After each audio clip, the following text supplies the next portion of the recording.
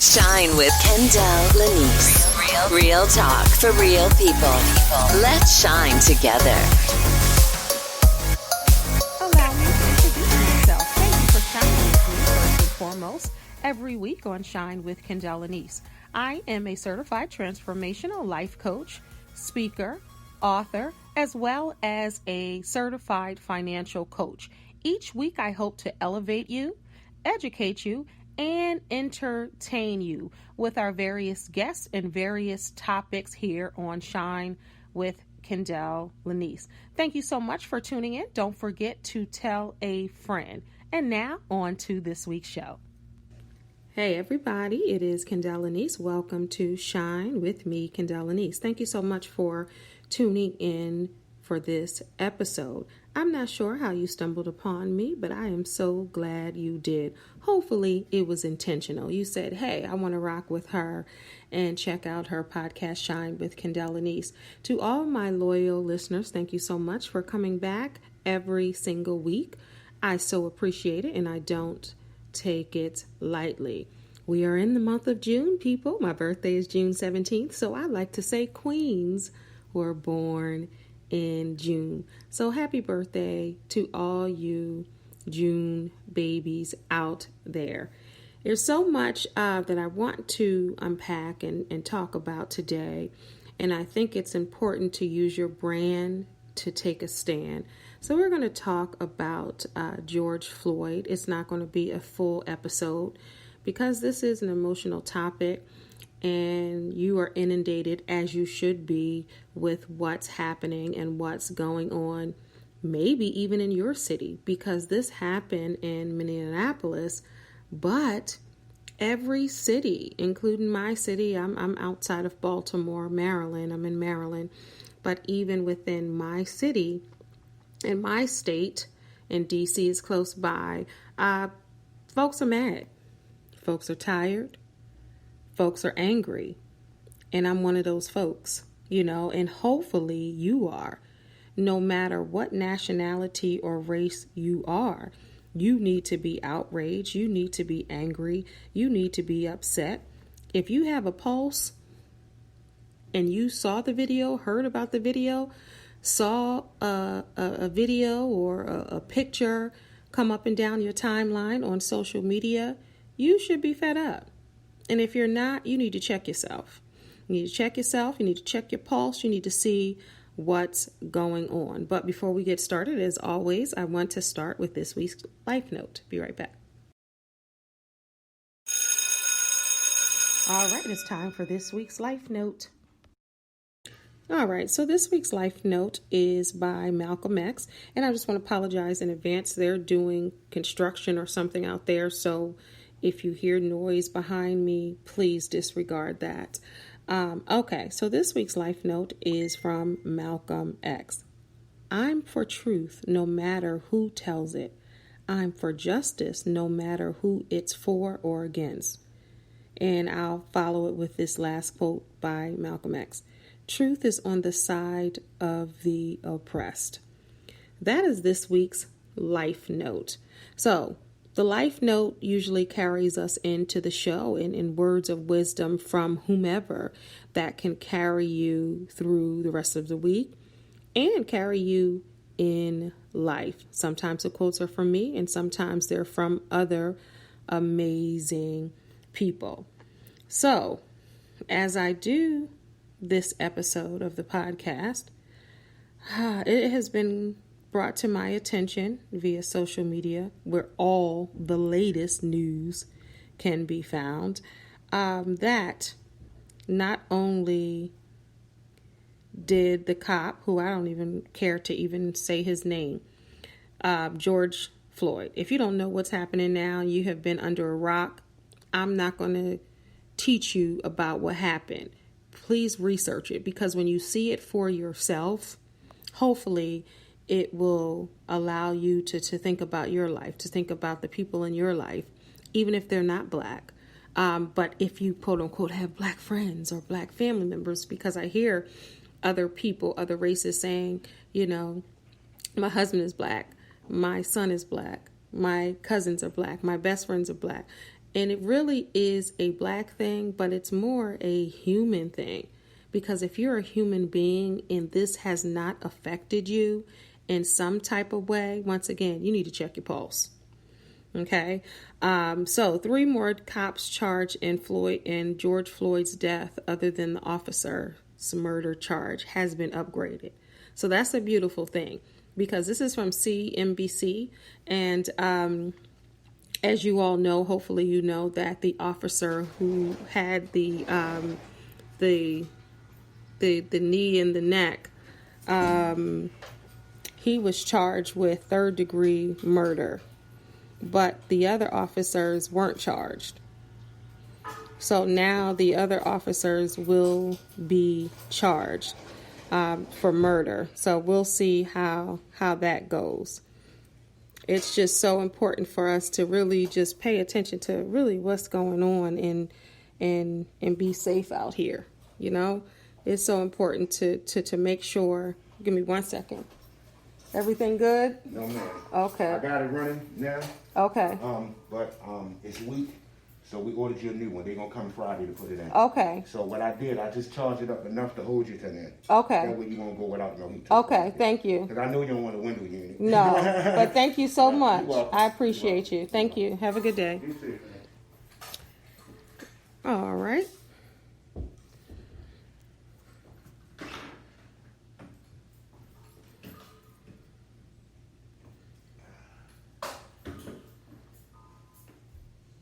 All right, so I am back. Of course, this is live, so pardon that. I'm doing this live. He has been out there for hours. It's 80-something degrees, 90 degrees, and my air conditioner broke. So this is real life, and you heard the whole conversation. So the HVAC guy has been out there trying to fix it for hours, and they can't seem to fix it. So yeah, got to get a new unit, but let's not talk about that. And he came right out here at that time, but that's all right. I want to continue with what's important. All right. So again, 3 more cops charged in George Floyd's death, other than officers' murders, been changed to upgrade. And again, I'm sorry, it just got thrown off, but I'm just reading from CNBC. All right. So 3 former Minneapolis police officers were charged Wednesday with aiding and abetting murder in the connection with the death of George Floyd in their custody. Minnesota Attorney General Keith Ellison announced on Wednesday. In addition to the man who put the knee in the neck, that's all I'm going to say. He's not even worth me saying his name. So a 4th former officer who has already been charged with 3rd-degree murder in the case will now be charged with 2nd-degree murder in addition to the previous charges against him. So it looks like they're going to charge him with 3rd degree, and then they were 3rd degree, and now they're going to up it to 2nd degree. And it says the previous charges, so he might have other charges. I'm sure he does. I'm not sure what they are at this moment. But if you can be complacent and complicit with someone harming somebody in front of you, that's a whole other situation. That's a whole other problem. I want to ask, like, how were you raised? Who were you raised by? What happened in your life that you can turn the other cheek? That you can close your eyes to injustices being done, that you can really look at that and say, you know what?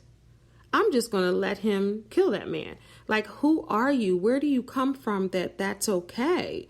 You know, that's not okay. That's not okay for me, and it's never been. Even since I was a child, I was like a little freedom fighter, even as a child. Like, when I see injustices, I'm like, no, that's not fair. You know, you gave this girl 2, you need to give the other 1. And I wasn't even talking about me. I'd be in the classroom, and if I see a teacher give 2 some things to someone, I was like, oh, no, you gave that one 3. I was always speaking up.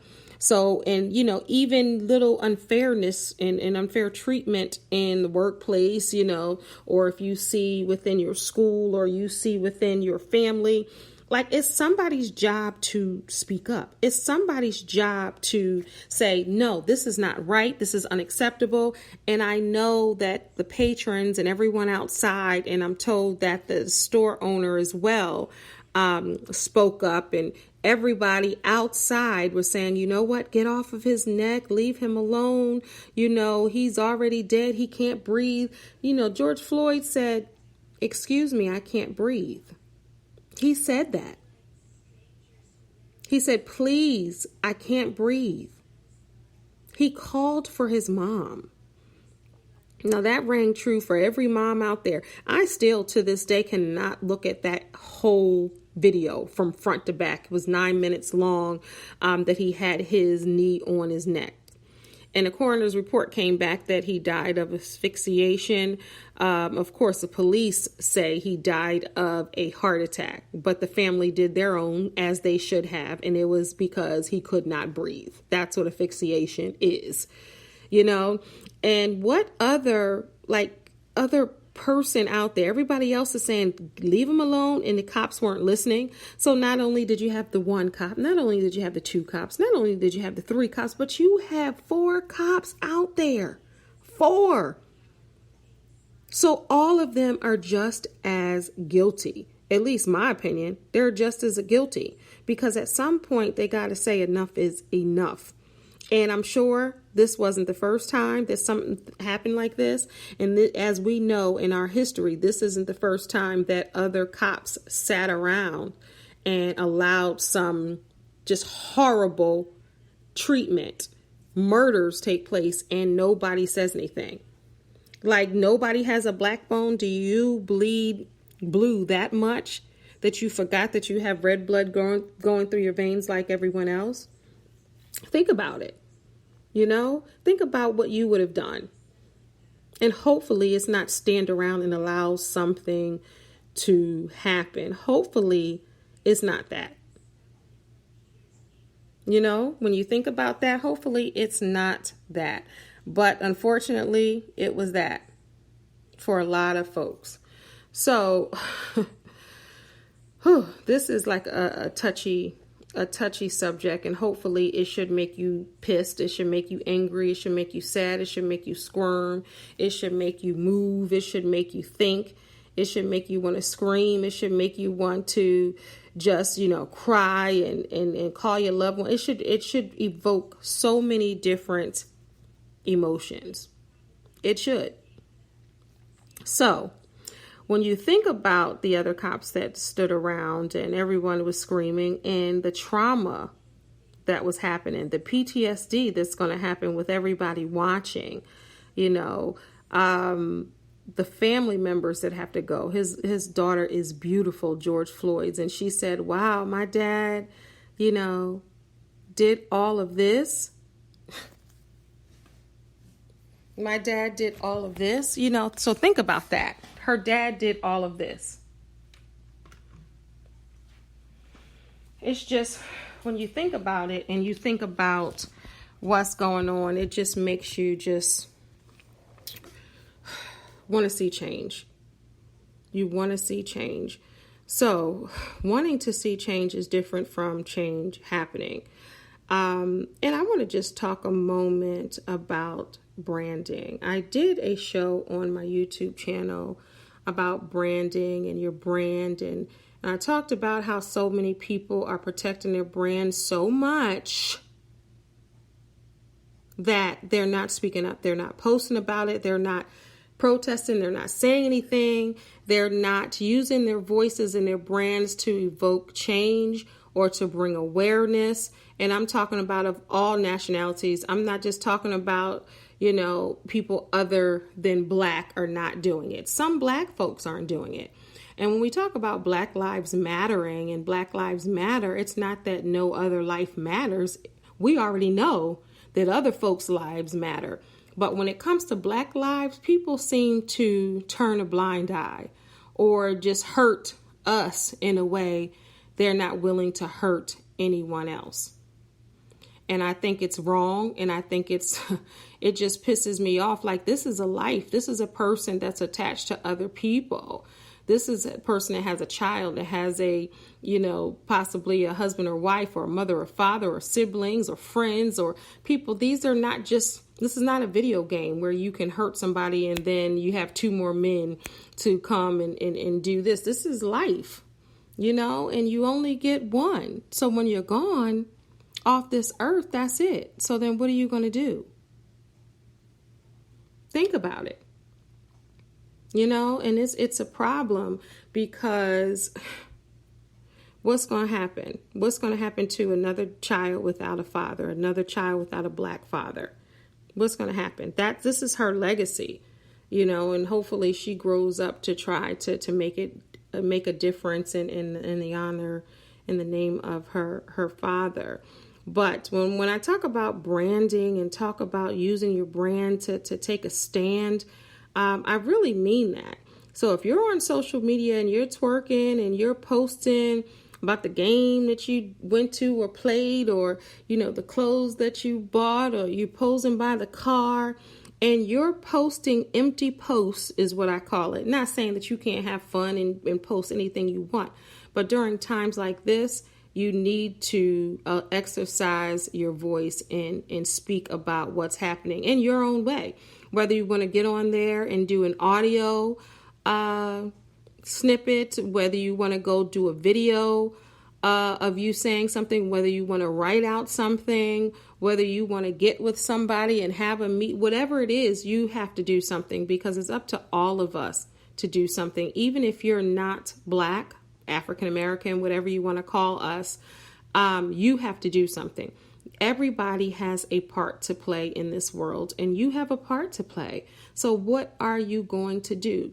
And so many people are saying that friends of other races are calling and texting people privately. Like, say, for instance, if I have a white friend or Hispanic friend or maybe an Asian friend, they're sending me texts and saying, hey, I'm so sorry. What happened to George Floyd? It's not right. The officers need this and that. So many people are saying that people are doing that, but they're not willing to, quote unquote, risk it all by putting it out there on social media, or turn their pages black for a day as we did for Blackout Tuesday. They're not willing to do that because they might lose a check. They might lose endorsements.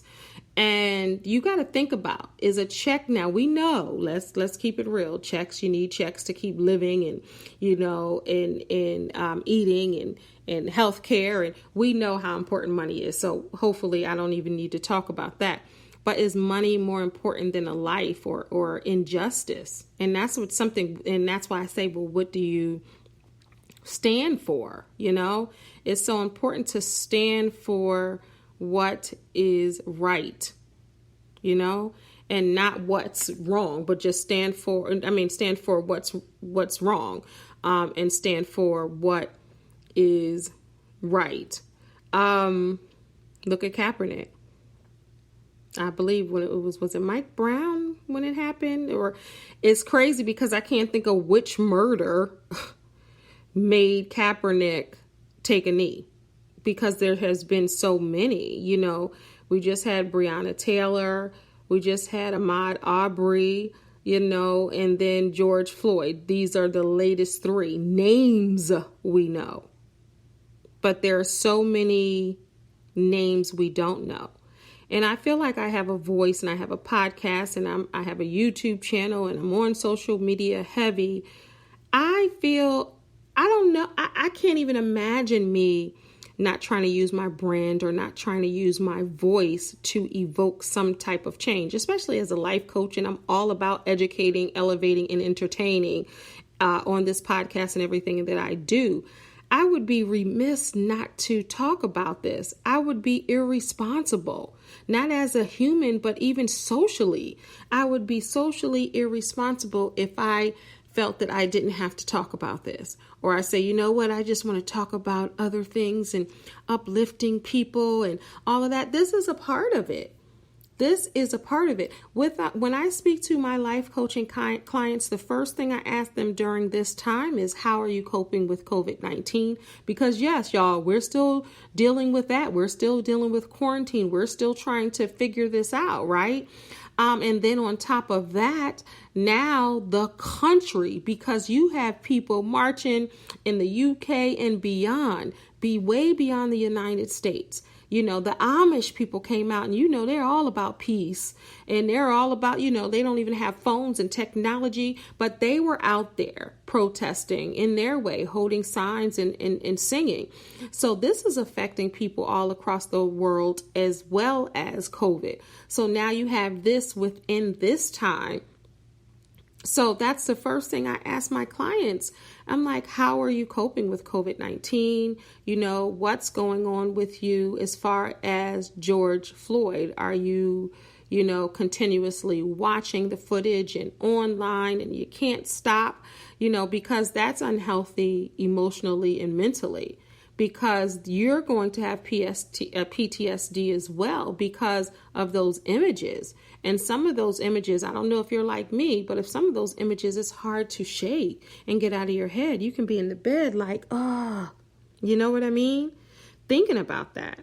So that's why I ask, you know, what's going on with you, you know, and that's what we talk about in the beginning of the sessions, because I think it's important not to ignore what's going on in our world, because it affects all of us, you know, and this is traumatic, because Black folks know what it feels like to be pulled over by the cops or talked to by the cops.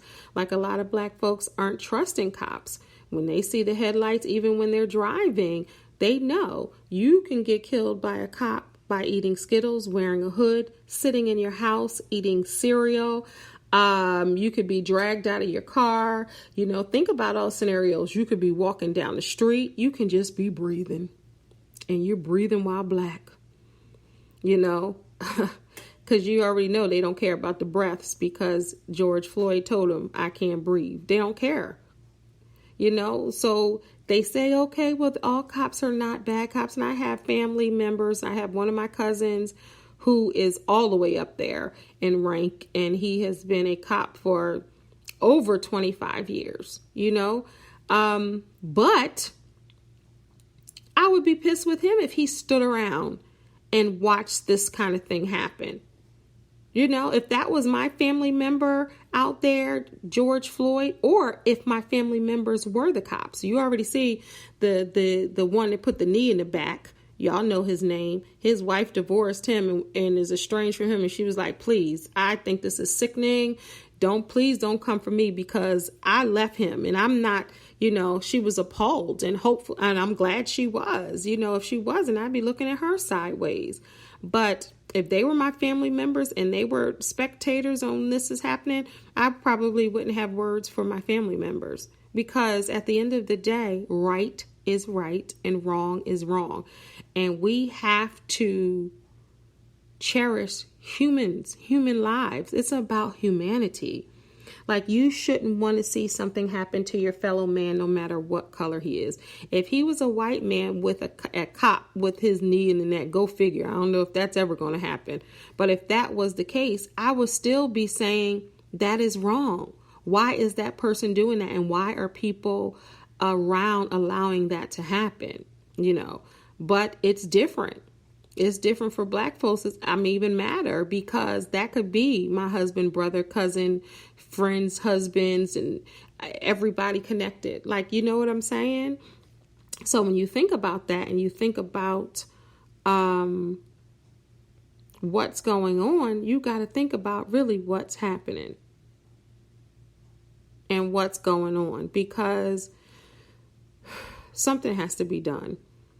And I know people are like, protesting ain't changing nothing. We've been protesting for 50 years, you know, civil rights movement, you know, 60 years. We've been since the 50s. What's going on? It's the same thing. Ain't nothing changing. I don't know if you guys saw the video. It was a 42-year-old man. 46-year-old man, a 32-year-old man, and a 16-year-old young man. And they were all talking about it. And it was just really like the different ways that the generations, you know, handled it. And it was just a powerful video. Maybe you guys can search that. I don't know what you would look for. I think it's on DL Hughley's page, because anything you want to find, y'all can find it on DL Hughley's page, because he is reporting it. He ain't playing. I love DL. Shout out to DL for keeping people informed and giving your amazing opinion and commentary on really what's going on. But if you guys don't follow him, definitely follow him. He will keep you abreast of what's happening and what's going on. And hopefully you're following, a lot of outlets that will keep you informed. But I just want to say, it should just be, stay informed, know what's going on, but don't overdo it. Don't inundate yourself with what's happening, because it's so important not to do that. When I said I was going to do this show, I was like, I don't know what I'm going to say. As always, as I always do, I was going to speak from my heart. Again, I would be remiss not to do a show about this during this time. I just want everybody to show your cities and states where you're from or where you are right now, how it's done. I want to make sure you guys are safe out there, even if you're just standing there. I know they're tear gassing and people are saying, I was just standing there and they start tear gassing me, or I was just doing this. I was peacefully trying to walk home. I was going into the store. I wasn't even part of it. Just be safe out there and continue to keep fighting and standing up for people who aren't able to stand or who aren't able to breathe. Do your part in some kind of way. I think it's so important to do your part. Whether you're out there protesting, whether you donate. I know I donated. I'm thinking about going to D.C. to protest actually this weekend. There were just several times that they had in my area, in different areas near me. I was trying to decide if I was going out there, how I was going to do more. And I want to go with my daughters. I just want to, everybody to be safe. That's the thing.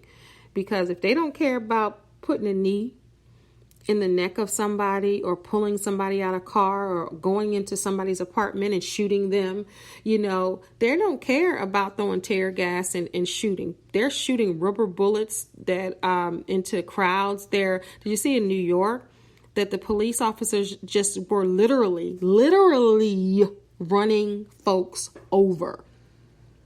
So not only did the cops in Minneapolis show that Black lives don't matter, nobody is showing that Black lives matter. And now it's like nobody's life matters. If you believe in Black Lives Matter, or if you think that George Floyd was killed and you don't stand for it and you're out there protesting, then you're going to get it too because you one of them. It's almost like that,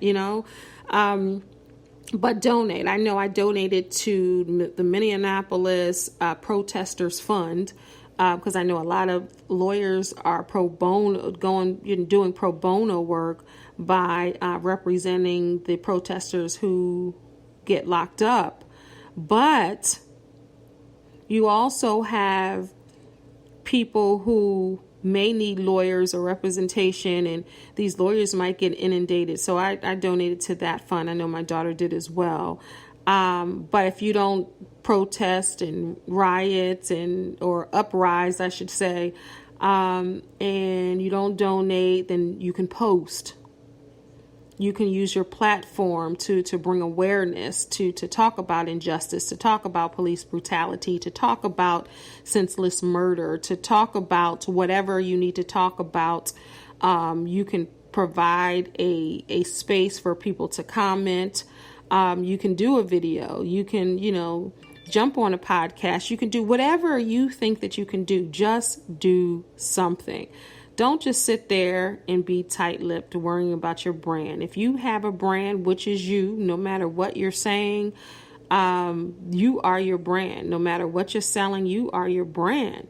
No matter what you're doing, even if you're not in business, you are your brand. You are a representation of you and what's happening around you. And you don't know the change that you can evoke, the impact that you can have just by just by saying something. But you gotta say something, because if you're not verbally saying something, your silence is saying a lot. So I just think about, being scared to drive, being scared to walk, being scared to whatever. And you think about that, and you think about people drunk with power, people just having something to prove. Because I'm just going to keep it real.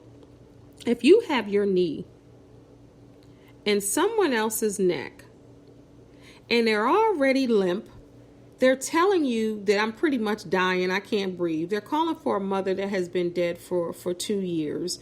They're not moving. They're lifeless. And you continue to keep your knee on the neck. You wanted to kill that man. You wanted to. Because you can't tell me that you didn't. You can't tell me that you did not want to, because you did. So you got to think about that, and think about what type of person that is, what type of thing that he go through, like who raised him, what was he teaching, what is he showing. I hope if he has kids and that's their legacy, wow. And if you're a cop and you've had a bad day, you had a bad life, you're scared, you're nervous, you don't have the compassion anymore, then you need to quit, bruh. You need to quit. And sometimes it's not just white cops or cops of other races. Sometimes it's black cops killing black people. Right in Baltimore, Freddie Gray, y'all remember that? There were a lot of black cops in there. And it still wasn't right. It still wasn't right. So it's just, you gotta... Tupac had a quote one time: behind every sweet smile, there is a bitter sadness that no one can see and feel. And a lot of people are smiling through stuff. A lot of people are trying to make it through, but they're hurting and they're broken inside. But a lot of people think, okay, we'll just kind of smile. But as you see on the protesters' faces, ain't nobody smiling no more. People scared to be happy. People don't know how to be happy, don't know how to smile, because as soon as they smile, guess what happens? Something else. Ahmaud Arbery, think about when that was in relationship to time. Was it even 2 weeks? I gotta look. Was it even 2 weeks? It's just, I just wanted to, jump on live quickly and to talk about this. And if you're just tuning in and you heard about my air conditioner, I'm sorry. Typically it's more professional than that if this is your first time listening. But this was live, and he happened to come back right at this time. It has been hours, but of course, when I started doing this, then he pops back up. But it's all good. This is real life, and this is the beauty of podcasting and quarantining, and it's live. That's all I can say about that. But if you are silent, then you need to think about why you're silent. Because our lives live and begin, listen to this. Now, this is Martin Luther King. Our lives begin to end the day we become silent about things that matter. That's MLK. I'm going to say it again. Our lives begin to end the day we become silent about things that matter. So, Black Lives Matter, we matter, and things matter, right? Hopefully the right thing. And then you're thinking about that, and even when I do, when I post, I'm careful about what I post. I want to be layered and of course show all the facets of who I am. I'm a professional helper by trade and by heart, but this is a way of helping. This is a way of giving you permission to feel, as a life coach. And when I coach folks, giving you it's permission to feel. People are like, I don't know how to feel. Well, then just be. But don't let anybody tell you that you shouldn't be upset. You shouldn't be mad. But what I will tell you shouldn't do is continue to watch it over and over and over again. You have to be able to give yourself a break. Whether it's one day, whether it's a couple of hours. I know my husband on his phone, my daughter on her phone, constantly. I'm like, every time I walk in a room, they cannot stop watching it, or, looking at the posts. You got to be able to give yourself a break, just a small break. You can go back and watch it and do whatever, but just, make sure if you feel yourself being overwhelmed with sadness, grief, disappointment, heartache, heartbreak, just pause for a minute and watch a funny movie or talk to someone who might make you laugh, just to interject that in, because, I don't want you to be so angry and fearful that you're scared to leave the house or you're scared to laugh again because something else is going to happen. Nina Simone says, I'll tell you what, freedom is to me no fear. So she said, when you are fearless, pretty much, that's freedom. And I will agree with that. I definitely agree with that. She said, I'm a real rebel without a cause. With a cause, excuse me. I'm a real rebel with a cause. That was Nina Simone. And you can be a rebel too with a cause. And your cause can be injustice. Your cause can be police brutality. Your cause could be Black Lives Matter.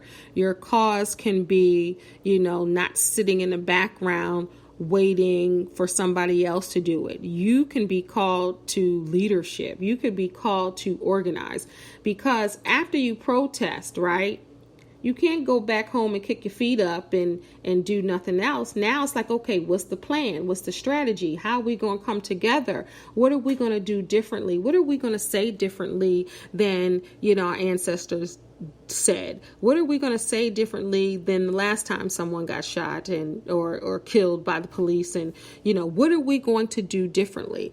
And I love the fact that it's not just Minneapolis standing up. It's cities all across the United States of America and globally. People are protesting. So that's everybody. And it's a lot of people that are not Black out there, not African American out there. So that says that it's a human issue to me. And it's really a human issue about, like you learned back in the day, what's right, what's wrong. Let's come together. It's bad when we're still dealing with a pandemic and people were out there with no mask. People forgot all about that. And they're really trying to stand. So just really be mindful of what you're posting, and if you're on social media, and what you're talking about, and have some discussions with your friend groups or people on social media, or maybe a stranger, of course, from a distance, and really just talk about what's going on, because I believe that talking is healing. And listening is healing, and finding out where other people are coming from and how they feel. And maybe you can be an anchor for someone else who's crying over this, or maybe they can be an anchor for you. But just really come together, as human beings and really talk about this. And I pray that those cops get the book thrown at them. And hopefully that it's resonating through the police force, like, this is not going to be tolerated anymore. This is not going to, we're not going to take this lightly, and we're going to fight in our way to get justice. Because let me tell you something, if those cops do not get charged, people are really going to get, it's real. I don't know what's going to happen. Think about what happened back in the day when Rodney King, it was on tape, and he got off. People tore up South Central, and it's still not the same. So just imagine. And it's not, stop looking at the people who are out there protesting or looting as animals. They're hurt. They just don't know what else to do and which way to go. Like Tupac said, he said, if you're hungry and you say, I want food, I want food, I want food, and you're being ignored, so then your voice gets louder. I want food, I need food, I want food. Then your voice gets louder. And then now you're taking the food because you didn't ask politely, you didn't ask nicely. Please stop killing us, officer. Please stop, please know that Black Lives Matter. Please, please, please. And no one is listening. So now it's like somebody took the lid off and people are going buck wild. And I honestly don't think that they're going buck wild just because they're hurt and they don't have another outlet. But what I do know, and I've saw footage, and thank you for everybody with the phones and everything, because white folks were out there putting bricks out in the areas and spray painting buildings and then saying Black folks were doing it, or the Black Lives Matter people were doing it, or the people that were protesting that were other than Black are doing it.